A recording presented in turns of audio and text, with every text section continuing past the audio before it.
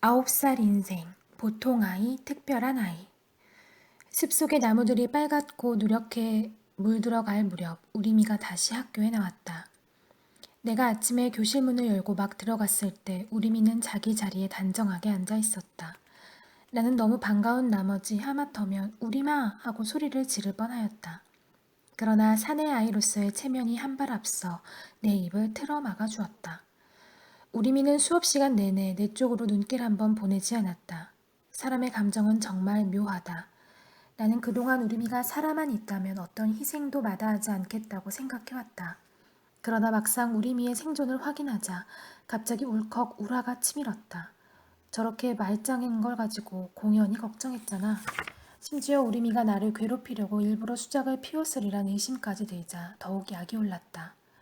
우리 반 월급 기계의 무심함은 정말 완벽했다. 자신이 맡은 학급 학생이 한 달 넘게 결석하고 처음 등교했음에도 완전히 본척만척이었다.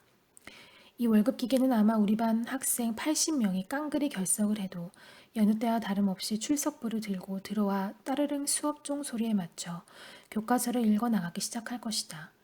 그는 오직 그런 일만 하도록 명령이 입력된 기계에 지나지 않으니까.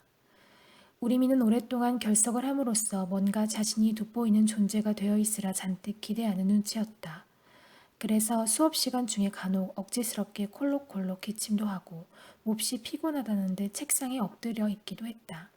그러나 아무도 신경 써주지 않자 무척 섭섭한 표정이었다. 나는 뒤에서 우리미의 이런 행동을 관찰하며 내심 고소해하고 있었다.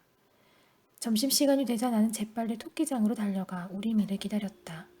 나는 우리미가 반드시 나타나리라 확신하고 있었다.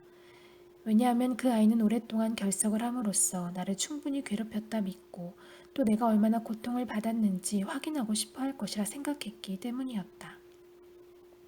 나의 예측이 맞아떨어졌는지 어쨌는지는 모르겠지만 어쨌든 얼마 기다리지 않아 우리미가 나타났다. 나는 내가 전혀 고통을 받지 않았다는 걸 보여주리라 마음을 굳게 다졌다. 그런데 우리미의 태도가 뜻밖에도 부드럽고 여렸다. 그 아이는 수줍은 듯 머뭇머뭇 다가오더니 먼저 말을 건넸다. 나 그동안 무척 아팠어. 병원에 가서 수술까지 받았어. 맹장염이래. 그래? 하고 무정하게 말하려 했지만 차마 그렇게 할 수 없었다. 난 정말 죽는 줄 알았어. 넌 한 번도 그런 수술 받아본 적 없지? 의사 선생님이 내 배를 한 뼘도 더 되게 칼로 잘랐어. 여기 자국도 있어. 아마 이 자국은 평생 없어지지 않을 거야. 우리미는 그 자국 때문에 몹시 슬프다는 듯이 포 한숨을 내쉬었다. 아, 그동안 토끼들이 많이 자랐구나. 병원에 누워있는 동안은 정말 쓸쓸했어. 내가 죽어버려도 눈물을 흘릴 친구 한 명 없다고 생각하니 무척 슬프더구나.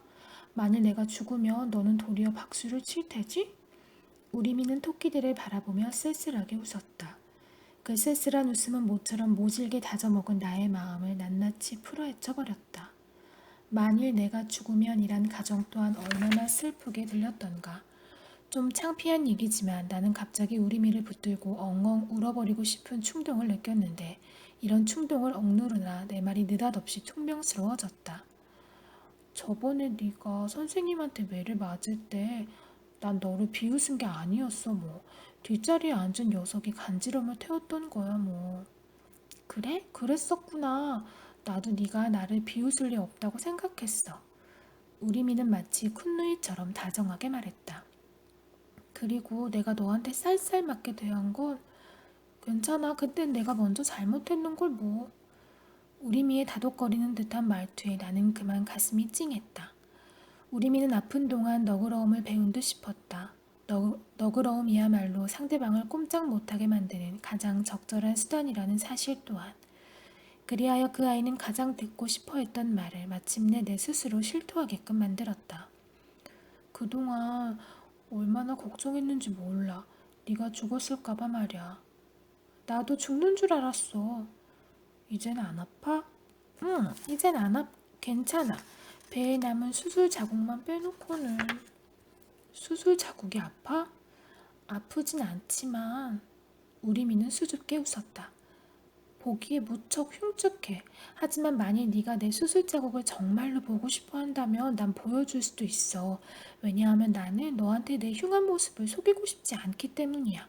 그게 너무 흉측해서 갑자기 내가 싫어진다 해도 그건 어쩔 수 없는 일이지. 우리미는 도리도리 고개를 저으며 절망스럽게 한숨을 쉬었다. 나는 이 아이가 어째서 절망하는지 이해할 수가 없었다. 수술 자국 따위가 무슨 상관이야? 무슨 상관이냐고? 그건 내가 부끄러워하는 상처이기 때문에 상관이 있는 거야. 맹장은 누구나 다 가지고 있어. 나만 빼놓고. 나는 수술 자국을 볼 때마다 그걸 몹시 부끄러워하게 될 테지. 하지만 맹장 따위가 뭐가 그리 중요한 거야? 물론 맹장 따위는 아무짝에도 쓸모없어. 하지만 중요한 건 다른 사람들은 누구나 가지고 있는 걸 내가 못 가졌다는 사실이야. 난 그걸 참을 수 없는 거야. 이해할 수 있겠니?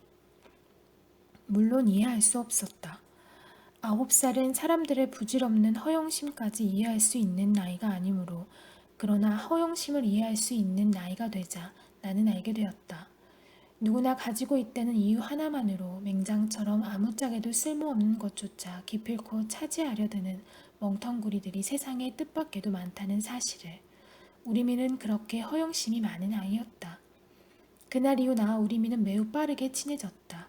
우리미는 예전처럼 내게 성깔을 부리지는 않았으나 여전히 도도하게 굴었다. 그리고 그런 도도함을 마치 여자아이가 사내아이에게 마땅히 해야 할 권리처럼 생각하여 종종 내 기분을 잡쳐놓곤 했다. 이를테면 이런 식이었다. 얘, 너는 설마 여자아이가 이렇게 무거운 책가방을 들고 가야 한다고 생각하는 건 아니겠지? 나는 우리미의 말을 대체로 고분고분 들어주는 편이지만 다른 아이들이 빤히 다니는 통학로에서 그런다면 그건 나로서도 좀 난감한 일이었다. 내가 거절이라도 할 것 같으면 우리미는 금세 셀쭉해진다. 다른 아이, 다른 아이. 너는 다른 아이들이 뭐라고 생각할까가 뭐 그리 대단하다는 거니? 너는 떳떳하지 못해. 사내 아이가 여자아이 책가방을 들어주는 걸 흉본다면 그건 아이들 잘못이지 어째서 네 잘못이야? 따는 맞는 말이었다. 하지만 그건 나더러 모든 사회적 편견으로부터 완전히 달관한 초인이 되라는 말과도 같았다. 우리미는 내가 평범하고 흔해 빠진 사내 아이임을 도무지 인정하려 들지 않았는데 저한테 유리한 일에는 특히 그랬다. 그 아이는 고개를 절레절레 흔들며 때때로 이렇게 말하곤 했다. 내가 잘못 생각했어. 역시 너도 여자애들 고무줄이나 끊어먹는 철부지들과 하나도 다를 바 없구나. 이런 말은 내 자존심을 무척 상하게 했고 나는 보통의 철부지들과 다르다는 사실을 입증해 보이기 위해 발분의 노력을 하지 않으면 안 되었다. 우리미는 스스로를 특별한 존재라 굳게 믿고 있었고 때문에 우리미에게 선택된 나 또한 특별한 존재가 되어야 마땅했던 것이다. 나는 우리미가 쓰는 보통의 철부지라는 말과 골방 철학자가 쓰는 속물이란 말이 매우 비슷하다고 생각했다. 또 우리미는 자기와 다른 어떤 것을 저울대에 걸어놓고 재어보기를 즐겼다. 그렇구나. 너는 나보다 체면이 더 중요하다고 생각하는 아이니까. 한 번은 방과 후 다른 반 아이들과 짬볼 시합을 갖기로 해서 우리미한테 함께 집에 갈 수 없게 되었다. 내가 짬볼 시합을 하러 가겠다고 하자 우리미는 갑자기 매섭게 나를 쏘아보았다. 넌 나보다 그까지 짬볼이 더 중요하다는 거니? 이건 매우 부당한 처사였다. 만일 내가 짬볼을 하러 가는 순간 마귀가 당장 우리미를 잡아먹는다면 물론 나는 기꺼이 짬볼을 포기할 것이다. 하지만 그런 상황도 아닌 바에야 짬볼과 우리미의 중요성을 어찌 따진단 말인가. 만일 그때 곁에서 짓궂은 녀석 하나가 야, 네 색시가 빨리 오래디? 하고 놀리지만 않았더라면 나는 어쩌면 우리미를 택했을지도 모른다.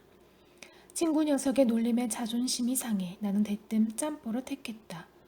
우리미는 팩 토라져 가버렸고 짬볼을 하면서도 나는 내내 마음이 개운치 않았다. 다음날 우리미한테 말을 걷자 그 아이는 셀쭉해져서 말했다. 관도, 나는 네가 좀 더 특별한 아이인 줄 알았어.